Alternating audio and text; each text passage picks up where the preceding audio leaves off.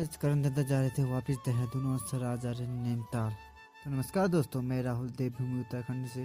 सीधे उठ के मैं चल दिया मुक्ति, क्योंकि आज मुझे सामान लाना था, हल्दी मसाले लाने थे, क्योंकि बारिश बहुत तेज़ हो रही तो मैं लेके आ गया वापस।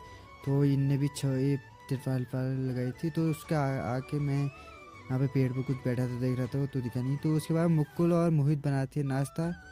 तो नाश्ता खाने के बाद मैं आ गया था बाहर, धूप से गया, धूप आ चुकी थी। तो यहाँ पे चिड़ियाँ थी जो मतलब बाहर अंदर कर थी। उसके बाद करण दत्ता भी आज जा रहे थे देहरादून और सर उनको छोड़ने जा रहे थे नैनीताल।